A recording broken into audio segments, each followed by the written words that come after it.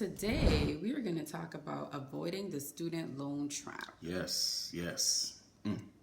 So let's just dive right in, right? So today, in America, we're dealing with a $1.5 trillion issue of student loans. 1.5. 1.5.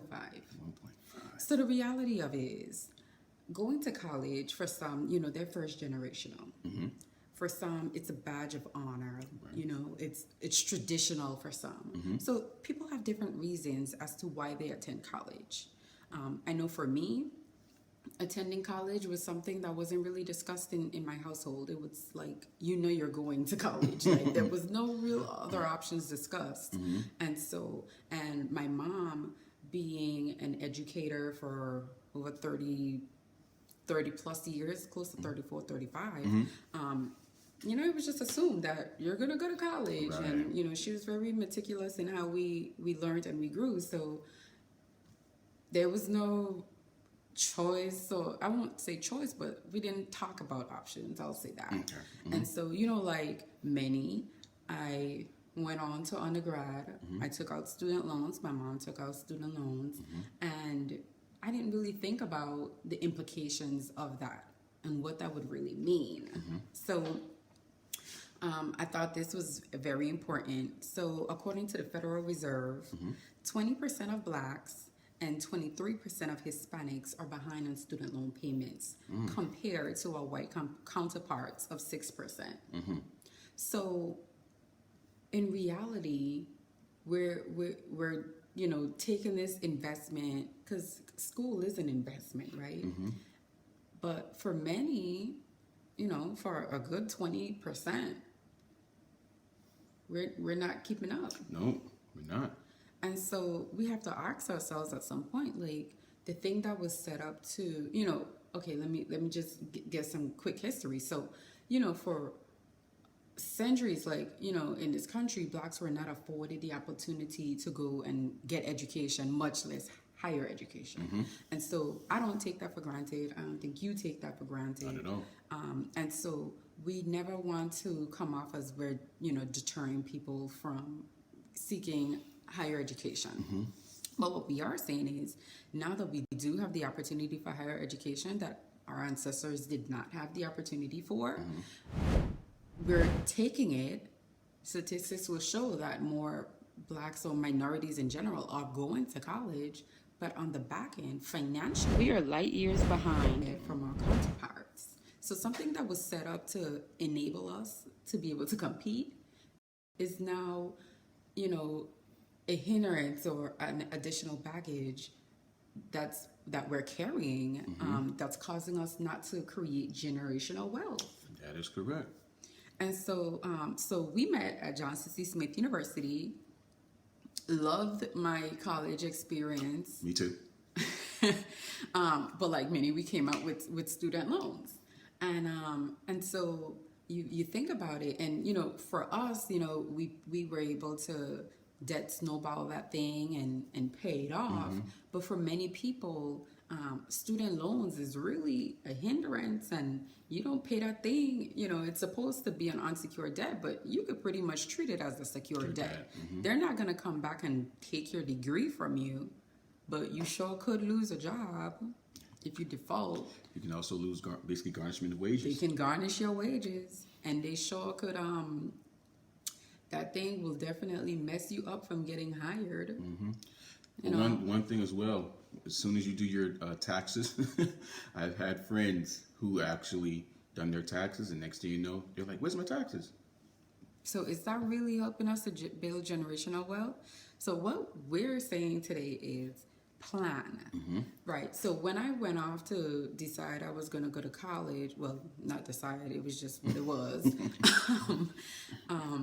So, my mom allowed me to select my school. I did my own application. I did all that stuff on my own. I was pretty independent in many ways. And I just came back to her and say, Mom, this is where I want to go. This is how we're going to do it. This is where it's located, and I was living in St. Thomas. And so, I didn't even really think about the finances to move me from St. Thomas to the mainland. Like, I didn't even think about that. I just knew, like, I'm going to college, Right.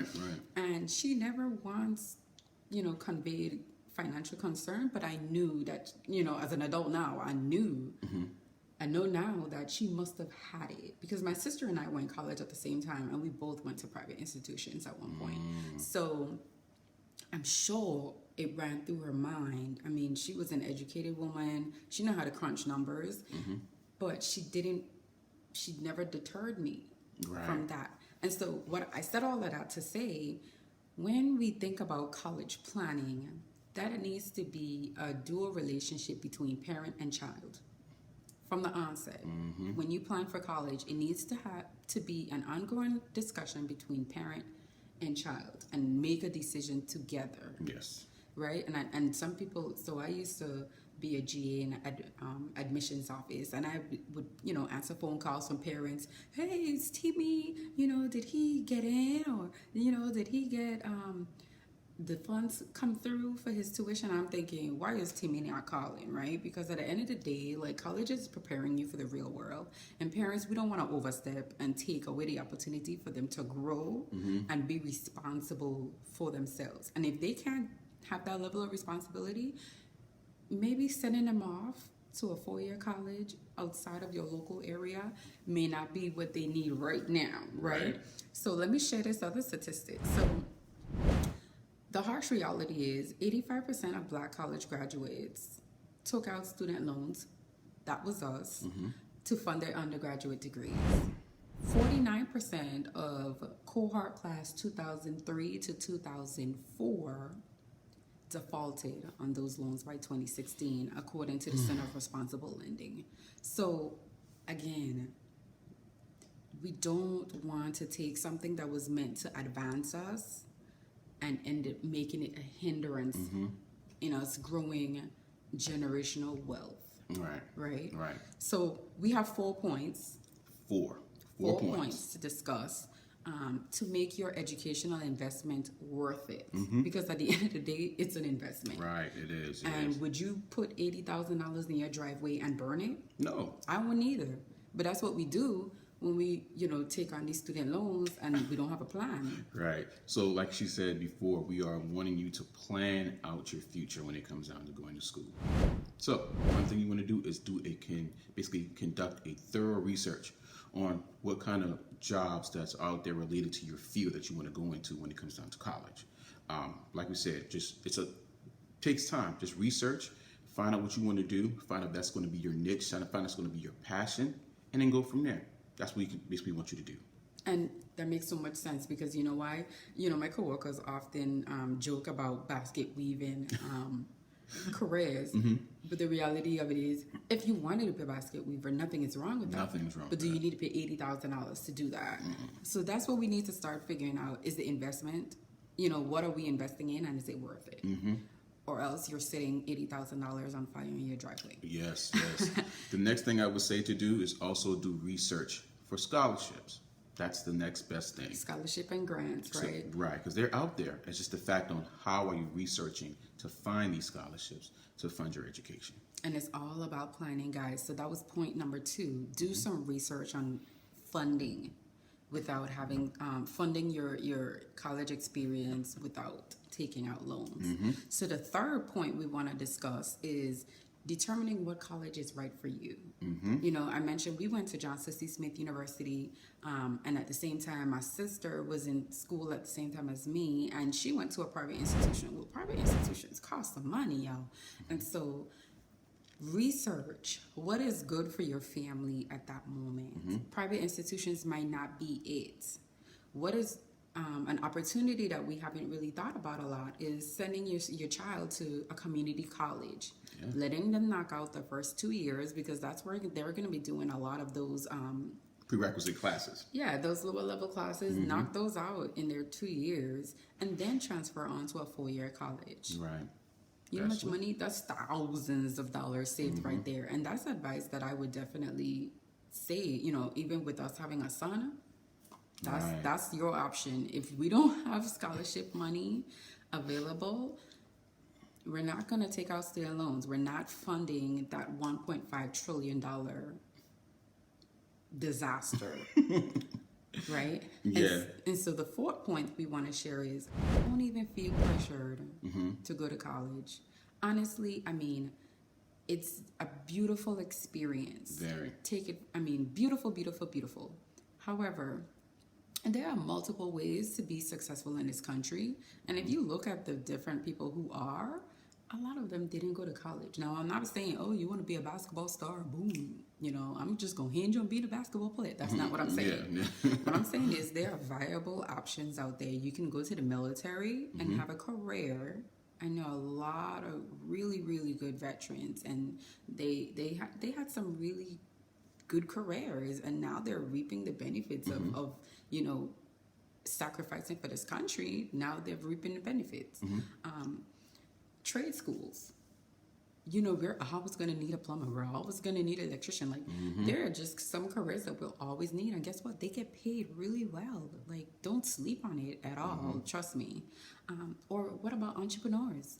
You know, every so often I pick up a magazine, you know, I go on the internet and I read and I see 12-year-old stars of technology. I'm like, what? What we doing now? Right. What's in the water? Right. But the reality of it is, if you have entrepreneurship in your bones, if you know, you're gonna make mistakes. Okay, everybody does. You learn from it. Failures are not meant to keep you down. It's meant to grow you. So if you come out and you say, I want to be an entrepreneur, start getting your resources together. You know, start learning, get a mentor, but make it an option, because you don't have to take out student loans to be somebody in this country, and we're seeing that over and over and over. But have a backup plan. Right, and I would say, to be honest with you, this pandemic has brought out a lot in people when it comes down to these situations. So, opportunities are there. We just have to be able to plan accordingly for it. You know, up to this day, I always thank Educational Advancement Alliance. Shout out to them. You know, that's how I was able to fund my master's degree. And so I don't have student loans from that degree. But that's not the case for many. Not many. Right? And so at the end of the day, anything you take away from this, take away those 4 points that we just talked about, which all sum up to planning for attending college. And we're not saying don't go to college, but what we are saying is plan. And don't let something that was meant to advance us cripple us in the financial area of our lives, because then we can't build generational wealth. That's correct. And student loans should not be normalized. I just want to point that out too. Stop normalizing student loans. If you take out the loan, you sign that dotted line saying, I'm going to pay you back. And for me, that's an integrity thing. But I do also recognize that the way how the system is set up, you know, 17 and 18 years old, you taking out thousands of dollars in student loans and start a business, it's like jumping through hoops. So I do completely understand that there are some things that doesn't necessarily make sense in the way the system is set up, but you also have to recognize that going into this thing. Right. And invest in yourself, but invest in yourself in a smart way. Wisely. Please. All right. Thank you.